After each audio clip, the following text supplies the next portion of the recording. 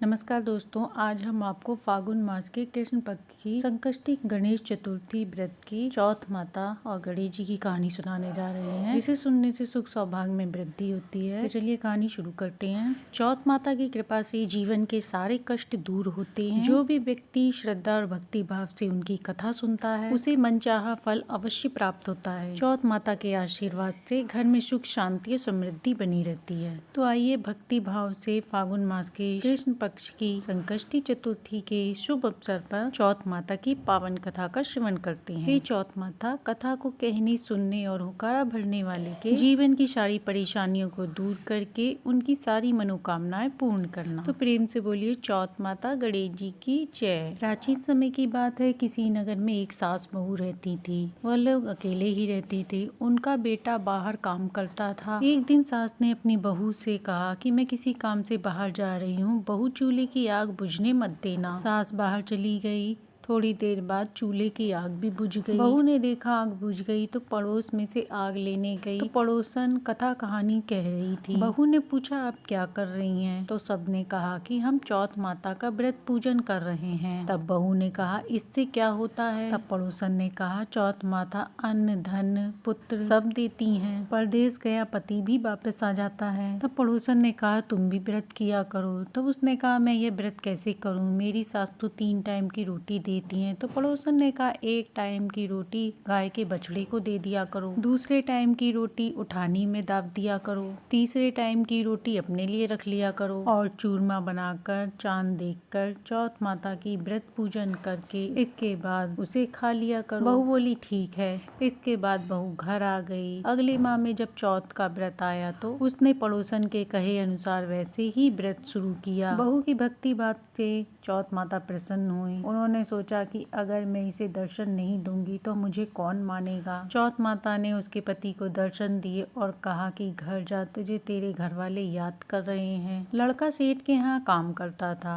उसने माँ से कहा कि लेन देन करने वाले आएंगे, मैं ऐसे कैसे जा सकता हूँ। तब चौथ माता ने कहा, कल घी का दीपक जला के बैठना, लेने वाले लेके जाएंगे और देने वाले देकर चले जाएंगे। उसके पति ने वैसा ही किया और ठीक से हिसाब किया। हिसाब करने के बाद वह घर आने लगा तो रास्ते में एक सांप मिला। सांप ने कहा, मैं तुम्हें खाऊंगा। तो लड़के ने कहा कि मैं अपने घर वालों से मिल लूं, उसके बाद तुम मुझे खा लेना। जब वह घर आया तो बहुत खुश नहीं था, क्योंकि उसे पता था कि उसे सांप काट लेगा। पत्नी ने दरवाजा खोला और वह चुपचाप अंदर आ गया। उस दिन चौथ का दिन था और उसकी पत्नी ने व्रत रखा था और वह चौथ माता की पूजा की तैयारी कर रही थी। वहीं पर जौ तिल चौथ माता का दीपक रखा था। सांप घर में आ गया और उस लड़के के कमरे में चला गया। चौथ माता ने सोचा कि यह सांप इसे खा जाएगा, अब मुझे कुछ करना चाहिए। तब दीपक ढाल बन के आंखों का तलवार बन गया। तलवार ने सांप को काटकर थाल से ढक दिया। लड़के ने यह सब देखा और अपनी पत्नी से कहा। उसकी पत्नी आई और बोली, आप तो मुझसे बोले ही नहीं। तो पति ने कहा, मैं क्या बोलता, मेरा काल मेरे साथ आया था और ये देखो वह मर गया। इसके बाद दोनों ने खूब बातें करी और सो गए। सुबह उठने पर लड़के ने अपनी माँ से कहा, माँ, मेरे जाने के बाद आप धर्म कर्म का काम करती थी क्या? माँ बोली, नहीं बेटा, जब तू था तो मैं मंदिर चली जाती थी, पर तेरे जाने के बाद तो कुछ भी नहीं कर पाती थी। माँ ने कहा, बहू से पूछो।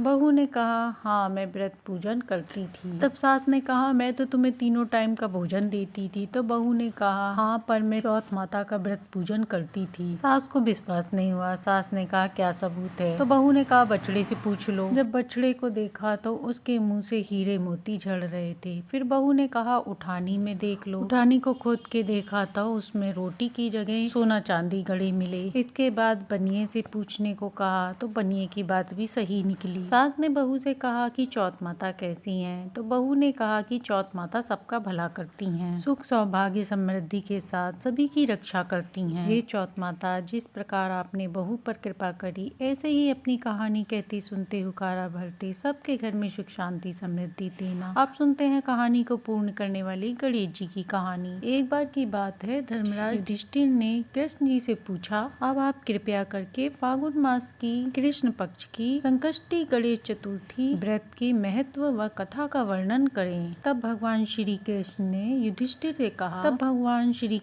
युधिष्ठिर को जो वृत्तांत सुनाया, जो देवी पार्वती जी के पूछने पर गजानन महाराज ने उन्हें बताया था। भगवान श्री कृष्ण धर्मराज युधिष्ठिर जी से कहते हैं, हे युधिष्ठिर, अब मैं इस पवित्र कथा का वर्णन करता हूँ, इसे ध्यान पूर्वक श्रवण करो। एक बार देवी पार्वती जी ने विघ्नहर्ता गणेश जी से पूछा, हे गजानन, फागुन कृष्ण पक्ष की गणेश चतुर्थी को व्रत पूजा कैसे करनी चाहिए? इस महीने में किस नाम से पूजन होता है और आहार में क्या ग्रहण करना चाहिए? तब गणेश जी ने कहा, हे माता, फागुन कृष्ण पक्ष की चतुर्थी को हेरंब चतुर्थी के नाम से गणेश जी की पूजा करनी चाहिए। पूजा का विधान पहले बताई गई विधि के अनुसार ही करना चाहिए। इस दिन खीर में कनेर के फूल मिलाकर गुलाबास की लकड़ी से हवन करना चाहिए। विद्वानों का मानना है आहार में घी और चीनी लेना चाहिए। इससे पूर्व एक इतिहास सुनाता हूँ, जिसे ध्यान पूर्वक श्रवण करें। प्राचीन काल में एक धर्मात्मा राजा थे। वह उदार, दाता, देवताओं और ब्राह्मणों के पूजक थे। उनके राज्य में विष्णु शर्मा नाम के एक ब्राह्मण भी रहते थे। उनके 7 पुत्र थे। वे धन धान्य से समृद्ध थे,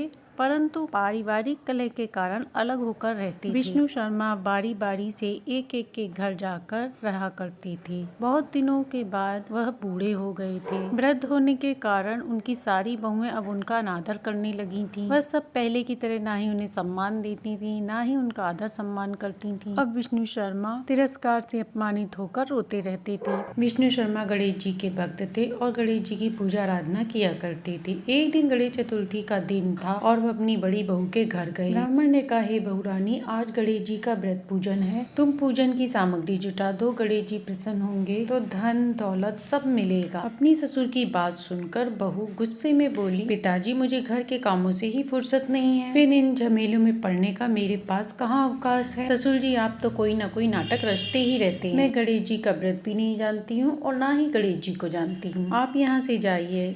वहाँ से अपमानित होकर इसके बाद वह बारी बारी से अपनी 5 बहुओं के यहाँ गए। इसके बाद वो 6 जगह से अपमानित होने के बाद वह बड़े दुखी हुए। इसके बाद वह अपनी छोटी बहू के घर गए और छोटी बहू से बोले कि बहू रानी, अब मैं कहाँ जाऊँ? 6 बहुओं ने तो मुझे फटकार दिया। तुम्हारे यहाँ तो व्रत सामग्री इकट्ठी करने का कोई साधन ही नहीं दिख रहा। आज मेरा व्रत है पर घर में कुछ भी नहीं है। ससुर की बात सुनकर छोटी बहू ने कहा, आप इतने दुखी क्यों हो रहे हैं? आप अपनी इच्छा के अनुसार व्रत कीजिए, मैं भी आपके साथ व्रत पूजन करूंगी, इससे हमारे भी कष्ट दूर होंगे। ऐसा कहकर बहू घर काम काज निपटा कर बाहर जाकर भिक्षा मांग कर लाई। अपने और अपने ससुर के लिए उसने अलग अलग लड्डू बनाए। हल्दी, चंदन, धूप, दीप, नैवेद्य से उसने विधिवत पूजन किया। इसके बाद सारी चीजें रखने के बाद उसने ससुर के साथ गणेश जी का पूजन किया और अपने ससुर को सम्मान पूर्वक भोजन कराया। भोजन के अभाव के कारण वह खुद निराहार रही। भगवान गणेश जी माता जी से कहते हैं कि हे माता, अर्धरात्रि में उसके ससुर की तबीयत खराब हो गई। आधी रात होने पर उसके ससुर की तबीयत खराब होने से उनके कपड़े खराब हो गए। बहू ने उनके पैर व शरीर को साफ करके उनके कपड़े साफ करे और वह दुखी होने लगी कि हे पिताजी, मेरे कारण आपकी ऐसी दशा हुई है। रात भर विलाप करती रही। अनजाने में ही उसका जागरण भी हो गया। इसके बाद सुबह हो गई। सुबह होने पर छोटी बहू ने देखा उसके घर में हीरे मोतियों का ढेर लगा है। अब ससुर की तबीयत भी सही हो गई थी।